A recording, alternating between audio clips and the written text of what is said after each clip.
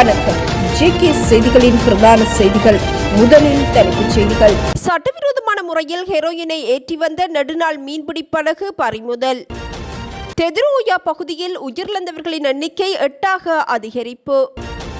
நாடளாவிய ரீதியில் ஆட்பதிவு திணைக்களத்தின் பொதுச் சேவைகள் இடைநிறுத்தம்.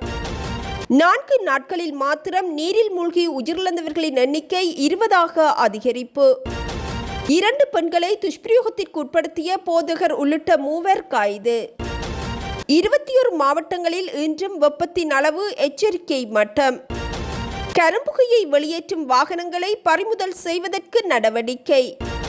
போலியானவர்களை கண்டு ஏமாற வேண்டாம் என கத்தோலிக்க திருச்சபை அறிவுறுத்தல். ஸ்ரீலங்கன் விமான அதிகாரிகளிடையே இடம்பெற்ற மோதல் சம்பவம் தொடர்பில் அறிக்கை.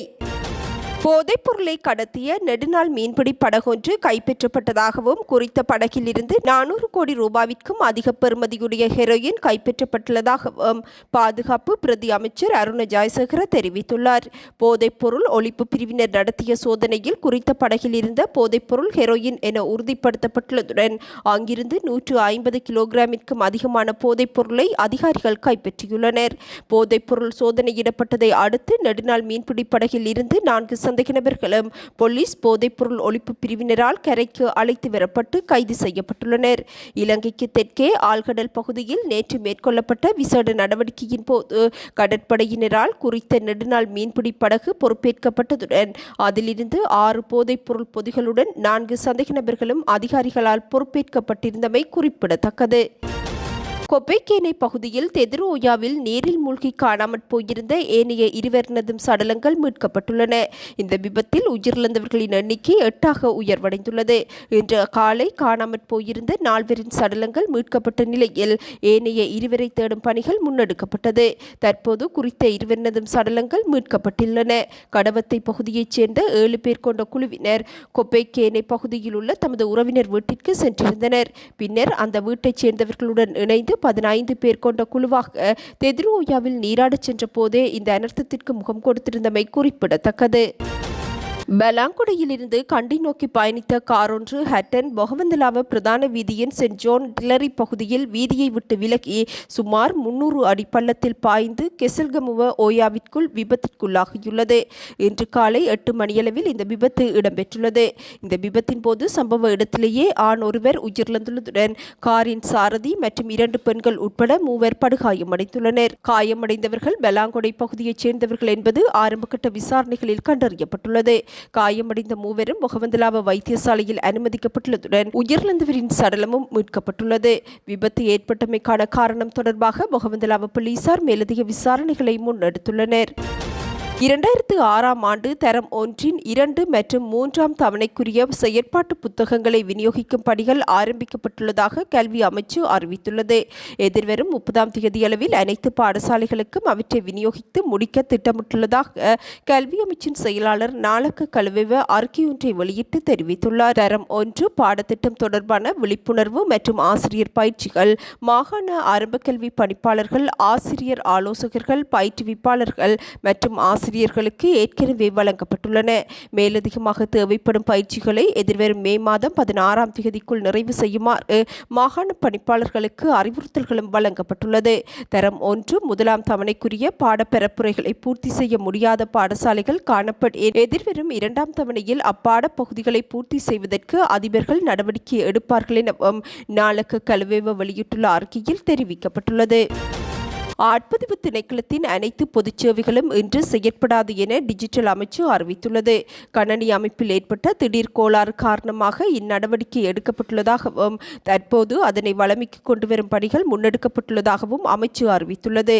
இதற்கமைய ஆட்பதிவு திணைக்களத்தின் பிரதான அலுவலகம் மற்றும் அனைத்து மாகாண அலுவலகங்களின் ஒருநாள் சேவை உள்ளிட்ட அனைத்து பொதுச் சேவைகளும் இன்று இயங்கவில்லை என்பது குறிப்பிடத்தக்கது.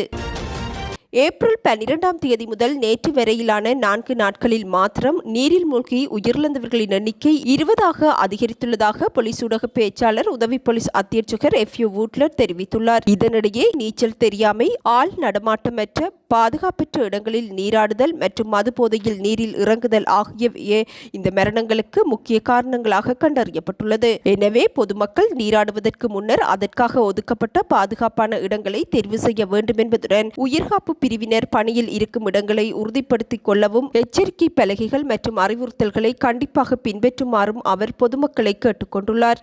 புத்தாண்டு விடுமுறை காலப்பகுதியில் இவ்வாறான அனர்த்தங்கள் அதிகரித்துள்ளதால் நீர்நிலைகளில் இறங்கும் போது மிகுந்த அவதானத்துடன் செயற்படுமாறும் போலீஸ் ஊடக பேச்சாளர் அறிவித்துள்ளார். மல்லாவியில் 2 பெண்களை துஷ்பிரயோகத்திற்கு உள்ளாக்கிய குற்றச்சாட்டில் மதபோதகர் உள்ளிட்ட 3 பேர் கைது செய்யப்பட்டுள்ளனர். துஷ்பிரயோகத்திற்கு உள்ளான 2 பெண்களும் கிளிநொச்சி வைத்தியசாலையில் சிகிச்சைகளுக்காக அனுமதிக்கப்பட்டுள்ளனர். திருச்சபை ஒன்றின் ஊழியர் ஒருவரின் பிறந்தநாள் கொண்டாட்டத்திற்காக போதகர் தலைமையில் 15 பேர் கொண்ட குழு ஒன்று வவுனிக்குளம் பகுதிக்கு சென்று பிறந்தநாள் கொண்டாட்டத்தில் ஈடுபட்டனர். கொண்டாட்டம் முடிந்து அவர்கள் திரும்பும் போது 2 பெண்களும் போதகர் உள்ளிட்ட 3 ஆண்களும் வேன் ஒன்றில் வீடு திரும்பியுள்ளனர். பயணத்தின் நடுவில் குறித்த ஜுவதிகளுக்கு போதகர்மார் குடிப்பதற்கு வைனை வழங்கியுள்ளனர். இதனை அருந்தியவர்கள் அரை மயக்கத்தில் இருக்கும் போது காட்டு பகுதிக்குள் வாகனத்தை கொண்டு சென்று 2 ஜுவதிகளுடனும் போதகர் உள்ளிட்ட 3 அத்துமீறி நடந்து பாலியல் துஷ்பிரயோகத்திற்கு உள்ளாக்கியுள்ளனர். இதனை அடுத்து குறித்த 2 ஜுவதிகளும் பெற்றோரிடம் தெரிவித்ததை அடுத்து போலீசில் முறைப்பாடு செய்யப்பட்டது. சம்பவம் தொடர்பில் போதகர் உள்ளிட்ட 3 போலீசார் கைது செய்து விசாரணைகளை மேற்கொண்டுள்ளனர். நாட்டின் 21 மாவட்டங்களில் இன்று மனித உடலால் உணரப்படும் வெப்பத்தின் அளவு எச்சரிக்கை மட்டம் வரை அதிகரிக்கும் என வளிமண்டலவியல் திணைக்களம் எச்சரிக்கை விடுத்துள்ளது. வளிமண்டலவியல் திணைக்களம் வெளியிட்டுள்ள விசேட அறிவுறுத்தலின்படி வடக்கு, வடமத்திய, வடமேற்கு, மேல் சப்ரகமுவ, தெற்கு மற்றும் கிழக்கு மாகாணங்களுடன் மொனராகலை மாவட்டத்திலும் இந்த வெப்பமான வானிலை நிலவும் என எதிர்பார்க்கப்படுகின்றது. வெப்பச்சுட்டன் அதிகரிப்பதன் காரணமாக நீண்ட நேரம் வெயிலில் இருப்பவர்களுக்கு அதிக உடல் சோர்வு ஏற்படும் என்பதுடன் இக்கால பகுதியில் தொடர்ந்து கடினமான உடற்பயிற்சிகள் அல்லது வேலைகளில் ஈடுபடுபவர்களுக்கு தசைப்பிடிப்பு ஏற்படுவதற்கான வாய்ப்புகள் அதிகம் உள்ளதாகவும் சுட்டிக்காட்டப்பட்டுள்ளது. எவ்வாறாயினும் குறித்த பாதுகாப்பு அறிவுறுத்தல்களை பின்பற்றி தம்மை பாதுகாத்துக் கொள்ளுமாறும் வளிமண்டலவியல் திணைக்களம் பொதுமக்களை அறிவுறுத்தியுள்ளது. வீதிகளில் அதிகப்படியான கரும்புகையை வெளியேற்றும் வாகனங்களுக்கு எதிராக சட்ட நடவடிக்கை எடுக்கப்படும் என போக்குவரத்து முகாமைத்துவம் மற்றும் வீதி பாதுகாப்பு பிரிவிற்கு பொறுப்பான பிரதி போலீஸ் மா அதிபர் WPJ சேனாதீர தெரிவித்துள்ளார். அதிகளவில் புகையை வெளியேற்றும் வாகனங்களை கண்டறிய மோட்டார் வாகன பரிசோதகர்களுடன் இணைந்து விசேட தேடுதல் நடவடிக்கைகள் முன்னெடுக்கப்பட்டுள்ளன. இதன்போது வீதிகளில் பயணிக்கும் வாகனங்கள் தீவிர சோதனைக்கு உட்படுத்தப்படவுள்ளதுடன் தேவைப்படும் பட்சத்தில் அவ்வாறான வாகனங்களை போலீசார் பொறுப்பேற்பார் எனவும் சேனாதீர குறிப்பிட்டுள்ளார். பொது வீதிகளில் கரும்புகையை வெளியேற்றும் வாகனங்கள் தொடர்பில் போலீசாருக்கு தகவல் வழங்குவதற்கு விசேட பொறிமுறை ஒன்றும் அறிமுகப்படுத்தப்பட்டுள்ளது. இதன்படி பொதுமக்கள் அத்தகைய வாகனங்களின் இலக்க தகடுகள் அல்லது காணொலி ஆதாரங்களை 0735005252 என்ற வாட்ஸ்அப் இலக்கத்திற்கு அனுப்பி வைக்க முடியும் என அறிவிக்கப்பட்டுள்ளது. மறைமாவட்ட மக்கள் போலியானவர்களை கண்டு ஏமாற வேண்டாம் என இலங்கை கத்தோலிக்க திருச்சபை எச்சரிக்கை விடுத்துள்ளது. நீர்கொழும்பு பகுதியில் இயேசு கிறிஸ்துவை போன்ற தோற்றத்தில் வேடமிட்டு நடமாடியவரினால் ஏற்பட்ட பரபரப்பை அடுத்து இந்த அறிவிப்பு வெளியாகியுள்ளது. வெளிநாட்டு பிரஜை ஒருவர் இயேசு கிறிஸ்துவை போன்ற உடை மற்றும் தோற்றத்தில் நீர்கொழும்பின் பல்வேறு பகுதிகளுக்கு சென்றுள்ளார். குறிப்பாக அவர் கட்டுவாப்பட்டி தேவாலயத்திற்கு சென்று அங்கு வழிபாட்டில் ஈடுபட்டிருந்த மக்களிடையே பெரும் குழப்பத்தையும் ஏற்படுத்தியிருந்தார். அவர் அங்கே தோன்றிய அங்கிருந்த மக்கள் சிலர் அவரை இயேசு என நினைத்து வழிபட ஆரம்பித்தனர். இதனை அடுத்து அவர் கொழும்பு கிராண்ட் ஸ்ட்ரீட் தேவாலயத்திற்கு சென்றிருந்தார். நிலைமையை உணர்ந்த அங்கிருந்த மதகுருக்கள் உடனடியாக போலீசாருக்கு தகவல் வழங்கினர். சந்தேக நபரை அங்கிருந்து வெளியேற்றியதுடன் அவர் இலங்கையில் இருந்து நாடு கடத்தப்பட்டதாகவும் அறிவிக்கப்பட்டுள்ளது. இதேவேளை இவ்விடயம் தொடர்பில் கருத்து தெரிவித்த இலங்கை கத்தோலிக்க திருச்சபையின் ஊடக தொடர்பாடல் பணிப்பாளர் அருட்தந்தை ஜூட் கிருஷாந்த மக்கள் புத்திசாலித்தனமாக செயற்பட வேண்டும் எனவும் இத்தகைய போலியானவர்களை கண்டு ஏமாறக்கூடாது, மக்கள் விழிப்புணர்வுடன் இருக்க வேண்டும் எனவும் பைபிளில் போதிக்கப்பட்டுள்ள உண்மைகளை சரியாக புரிந்து கொள்ள வேண்டும் எனவும் தெரிவித்துள்ளார்.